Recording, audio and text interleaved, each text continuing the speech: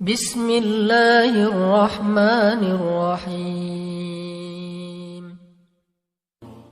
Tidaklah Allah memberikan kepada kita ujian kecuali salah satu alasannya pengen menghapuskan dosa. Idza kathurat dzunubul 'abdi wa lam yakun lahu min 'amalin liyukaffiraha fabtalahu Allahu bil hazan liyukaffiraha. Kalau seorang hamba banyak dosa dan dia enggak cukup amal untuk mengkifarat dosa-dosanya, Allah akan menguji dia dengan rasa sedih, dengan rasa kecewa, dengan rasa berat, sakit hati untuk mengkifarat dosa-dosanya. Itu yang kita bangun. Sehingga kalau ada masalah sama orang lain, kita memperbaiki diri dulu. Bukan sibuk dengan kesalahan dia terus menerus yang gak mau kita maafin. Misalnya ada teman kita nih, jadi clash sama kita. Hal pertama yang kita bangun, astagfirullahaladzim, saya banyak dosa nih. Tapi kan yang salah dia, ya. Tapi mungkin dia nggak akan mengatakan kalimat itu, nggak akan bersikap kayak gitu kalau kita nggak punya dosa. Allah sengaja mengutus dia untuk menguji kita lewat kata-katanya, lewat perilakunya, karena kita punya dosa. Jadi penyebab pertama diuji itu bukan teman kita yang salah, itu penyebab kedua. Memang dia salah, dan itu harus kita akui, realistis lah.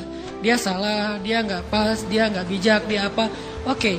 Tapi yang mentakdirkan dia salah kepada kita, Allah Subhanahu wa taala. Kenapa Allah takdirkan gitu? Karena kita masih punya banyak dosa.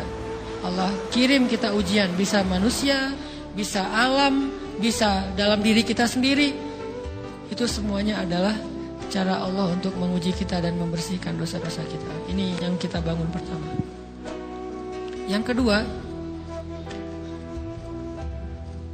kata Nabi di dalam hadis Bukhari, "May yuridillahu bihi khairan."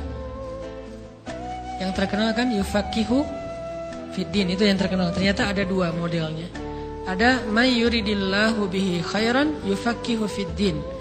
Siapa yang Allah pengen kasih dia kebaikan kebaikan, Allah akan buat dia mengerti halal dan haram.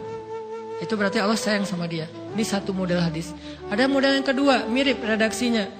May yuridillahu bihi khairan yusib min. Hadis Bukhari. Siapa yang Allah pengen ngasih dia kebaikan, Allah uji. Hah? Kok gitu caranya? Ternyata kayak gitu rahasianya. May yuridillahu bihi khairan, may yuridillahu bihi khairan. Siapa yang Allah pengen ngasih dia kebaikan, Allah kasih dia musibah atau ujian. Kenapa bisa seperti itu, Ustaz? Fa inna ma'al usri yusra, inna ma'al usri yusra. Seolah-olah Allah bilang di dalam ayat itu, kalau kalian mau dapat kemudahan, biasanya lewatnya kesusahan dulu. Kalau kalian pengen dapat keberuntungan, biasanya dapatnya kerugian dulu. Tapi keberuntungan dan kerugiannya pasti gak sebanding. Keberuntungannya jauh lebih besar daripada kerugiannya. Kerugian itu kayak modal doang, DP. Jadi kalau kita mau dapat kejutan dari Allah, Allah kasih kita DP. DP-nya apa? Ujian. DP-nya musibah. DP-nya rasa gak nyaman. Itu DP tuh. DP terhadap apa? DP dari Allah terhadap hadiah-hadiah besar yang Allah pengen ngasih ke kita setelahnya. Cuman banyak orang yang menolak DP ini. Sama kayak kita misalnya. Kalau kita mau ngasih dia hadiah, kita kasih dia kayak kejutan dulu. Dia lagi ulang tahun nih, disiram air dulu. Setelah itu dikasih hadiah-hadiah yang mahal. Rela gak disiram air demi hadiah? Rela, udah siramin lagi aja. Kalau setelahnya ada hadiah. Yang kita gak rela, kalau setelah disiram, disuruh bersih-bersih sendiri dan gak dikasih apa-apa, kan gak rela tuh. Berarti ini bab iman. Yakin gak kalau Allah tetap ngasih hadiah? Kan sabar dan iman itu ternyata tahu aman, kembar. Kalau kita yakin Allah ngasih hadiah setelah ngasih kita DP ujian, ya kita akan sabar. Gak apa-apa deh, bentar lagi mau dikasih hadiah, digini-giniin juga gak masalah. Dibully, diapain sama Allah, biarin aja. Ya Allah saya sabar, kan bentar lagi mau dikasih hadiah nih. Ini masalah yakin. Tapi kalau kita gak yakin, apa sih maunya Allah gitu kan?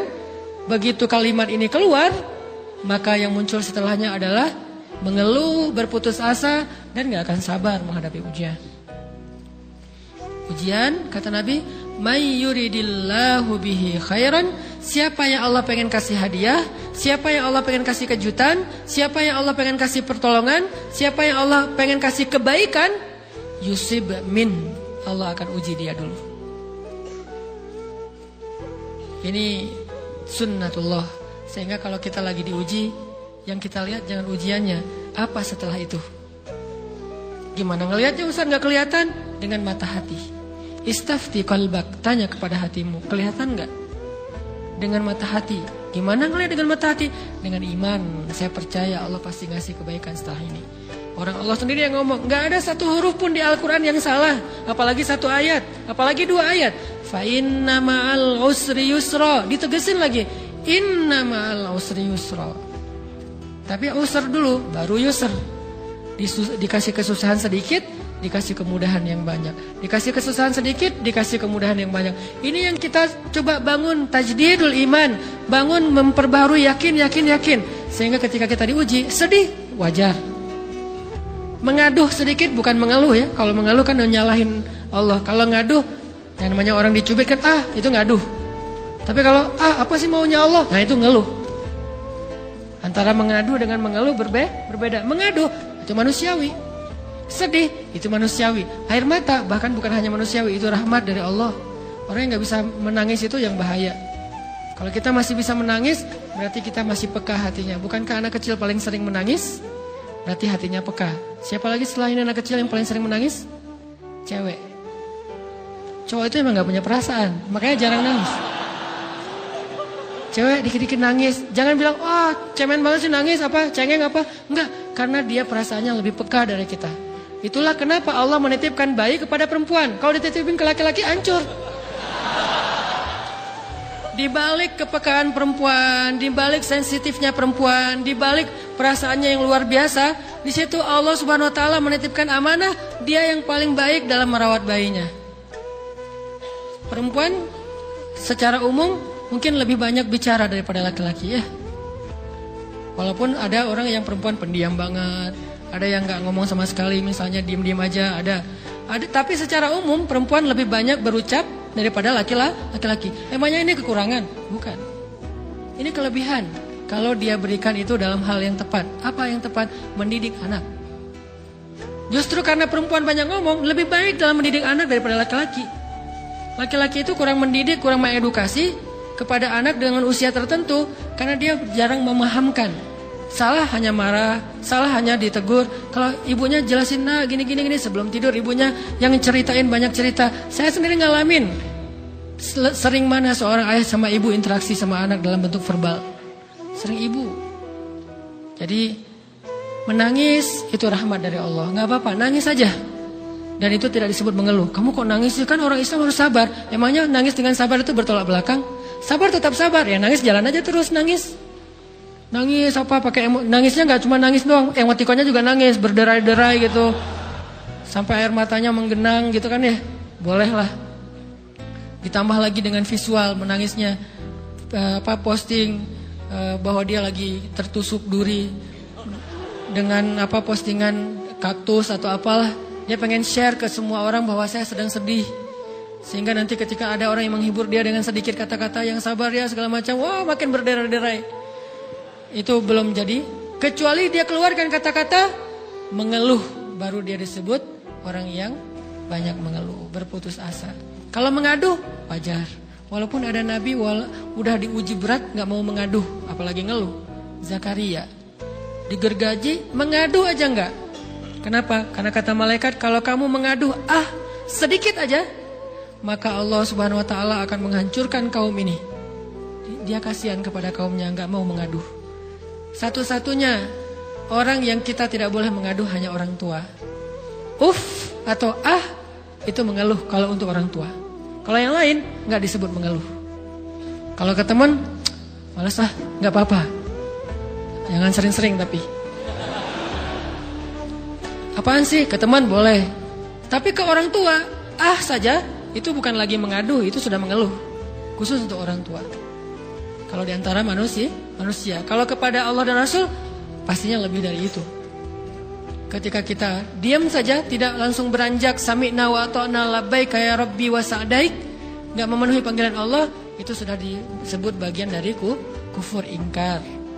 Tapi minimal kita mungkin masih mengaduh, kita masih menangis, kita masih lelah, kita masih merasa lemah. Setidaknya kita tidak mengeluh. Kenapa? Kita percaya Allah Allah kalau mau ngasih hadiah kepada hambanya, DP-nya. Yakinlah hadiahnya minimal. Karena nggak ada amal soleh yang dibalas di bawah 10 kali lipat tuh nggak ada. Amal soleh, amal ya, bukan niat. Amal yang udah kita kerjakan, minimal dibalas 10 kali lipat, minimal. Maksimalnya bighairi hisab.